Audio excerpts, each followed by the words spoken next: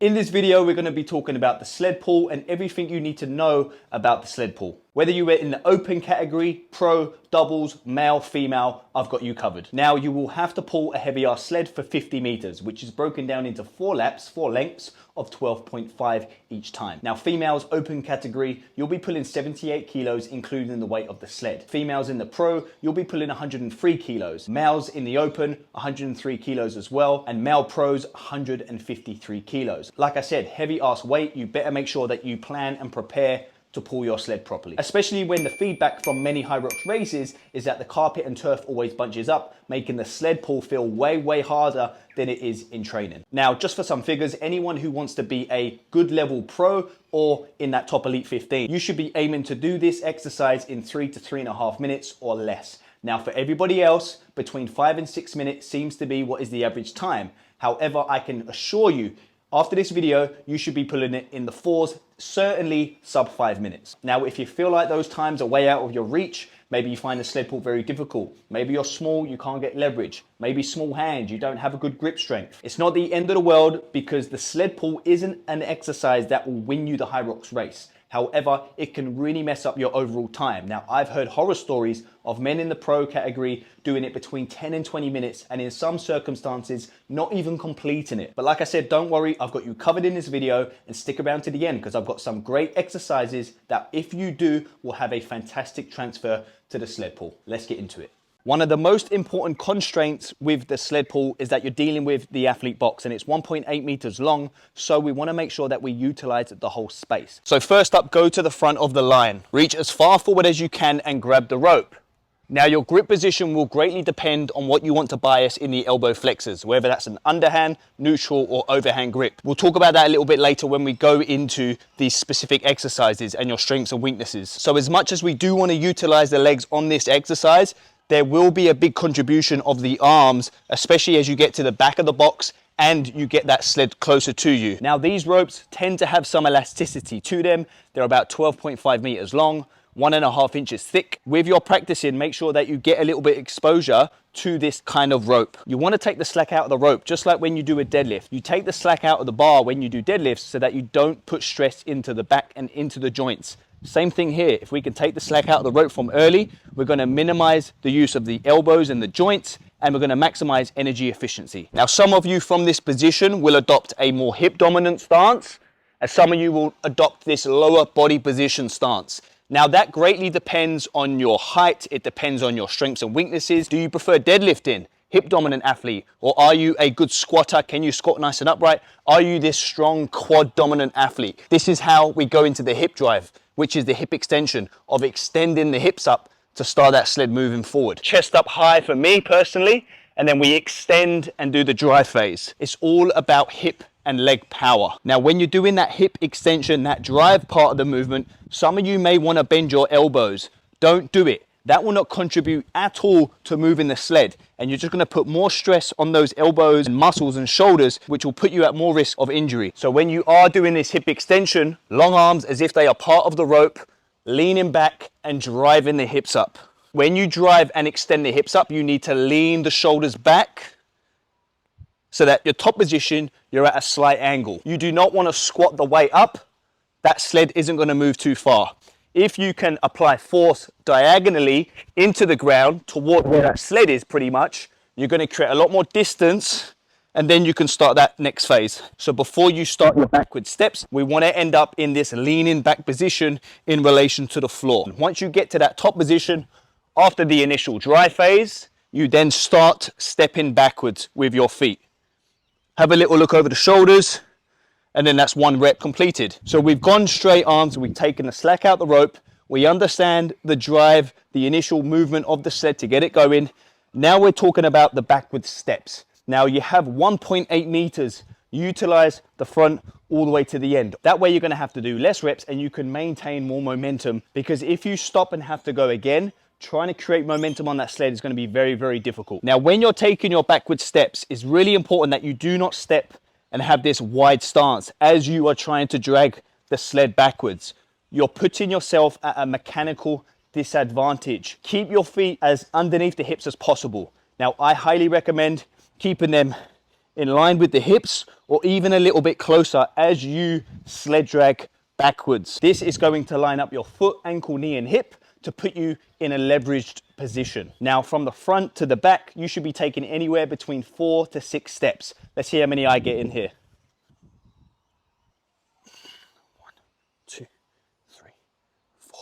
Now, one of the biggest problems I see done with the sled pull is that with the steps that people take, their feet are turned out too much, externally rotated, and in some cases, internally rotated. Now, if that is you when you do any sled work, you need to work on your hip rotators and your VMOs, which we'll talk about a little bit later. A really good little tip is that when you are taking your backward steps, make sure your toe is in line with the heel on every step. Toe in line with the heel, toe in line with the heel, toe in line with the heel.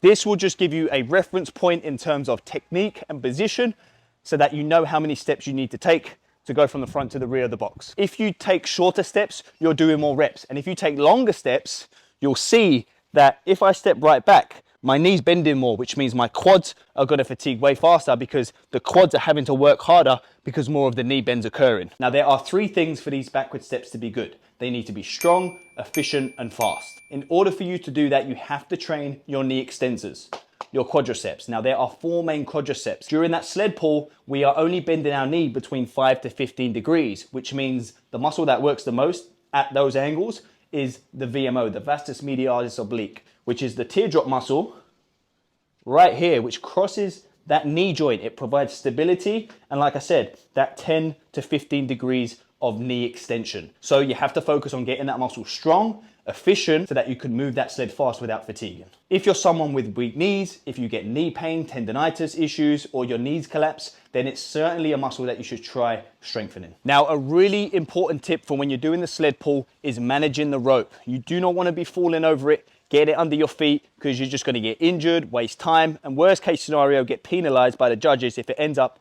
in someone else's grid or square. So, manage the rope.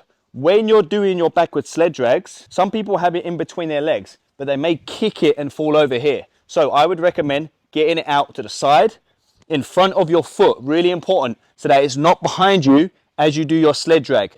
As you get to the end of the box, simply pull it over to one side. And then there you have your position where you can start your sled drags, again without the rope there. Now, if you're strong, you have a strong upper body, maybe you're competing in the open or doubles, you may get away with using just the upper body when you do your sled drag.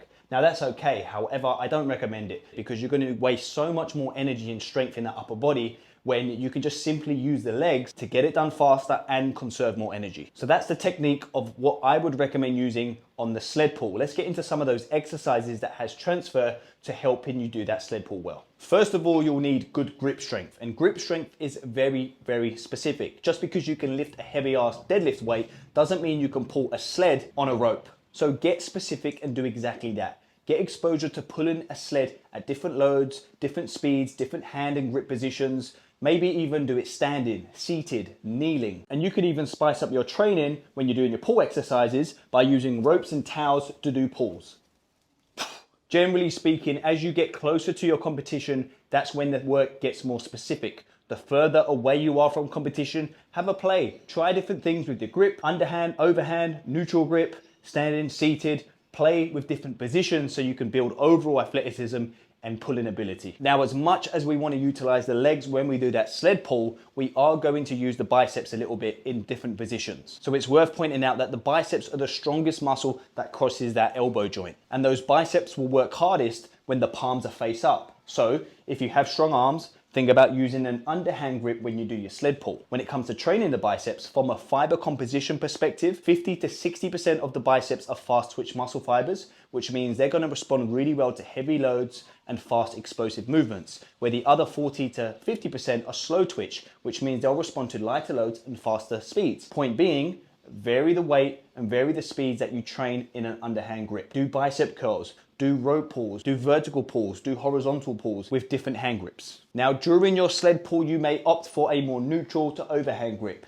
If you are going to move into this neutral or overhand grip, you're going to be using different muscle groups. The bicep has less leverage. You're going to use the brachioradialis, the brachialis, and the pronator teres muscle. Now, those muscles are usually very neglected with training and undertrained. So if you do not train those muscle groups in a neutral and overhand grip in your prep for your HYROX race, the chances are if you do that overhand grip when you sled pull and you're pulling a little bit, you'll probably get injured. Exposure to those muscle groups in your prep is very important. Think about Zottman curls, overhand grip curls, overhand grip rows, and pull-ups. Secondly, after you've taken the slack out the bar, to initiate the drive, you need a strong pair of hips. Some of my athletes have used rack pulls from above the knee. Some of them have used rack pulls from below the knee with a snatch grip. Conventional deadlifts, trap bar deadlifts, and all of those strong hip extension patterns that can make you strong. One of my favorites is to use the Zercher Good Morning, because the Good Morning will strengthen the posterior chain while strengthening those elbows and biceps. The key here is to develop a well-rounded posterior chain.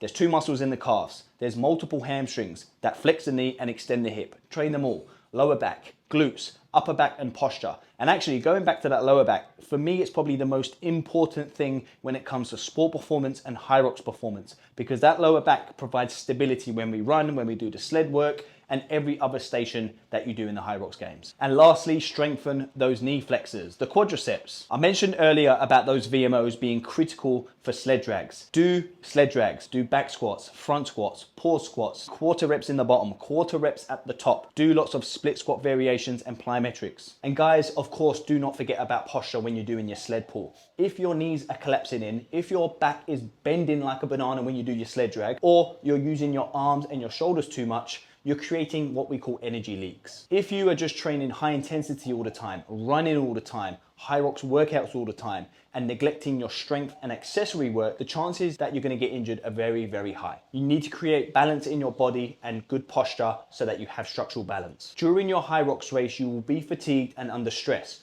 The brain will then tell the body from an acute perspective to create mechanical leverage at its easiest way possible. If you round your back, it's essentially shortening the distance that you have to pull that sled, right? Because you are mechanically shortening the moment arm and getting closer to it. Your body thinks that's right because it makes it easier, but the risk of injury goes way, way up. If you let your knees collapse inward, you're creating too much internal forces in the knees and hips too. And if you bend your elbows and shrug too much when you're fatigued and using that sled, you're gonna blow out a bicep. So in your preparation, in your training plan, make sure you practice good techniques, because that is fundamental to success and efficiency. To be honest, there are many different exercise variations that you can use. You just have to know what to use and when to use it, based on your injuries, strengths, and weaknesses. Do you have good overhead range of motion to pull on the ski erg? Do you have the ability to get into the bottom of a squat so that when you do your wall balls, you're efficient? Do you need to develop aerobic power or capacity? How about lactate threshold? Do you need to improve it, or do you need to improve your ability to buffer that lactate once it's built up? Make sure you're not following a cookie cutter plan. It's a recipe for disaster. You're either going to overtrain or get injured. Have a program and a plan that is built for you. Remember, over 8, 12, 16 weeks of preparation, that is not your race. You have enough time to fix injuries, to get strong, to develop your weaknesses, and to feel confident in the athlete that you should be. And there you have it, the sled pull. Thanks for watching. Please like and subscribe to the channel. Supposedly that helps with the algorithm so I can reach and help more people. And if anyone would like online coaching specific for your individual needs, there is a link in the description below. Fill out the form, let's book a call and see if we're a good fit. Thanks for watching, and see you on the next one.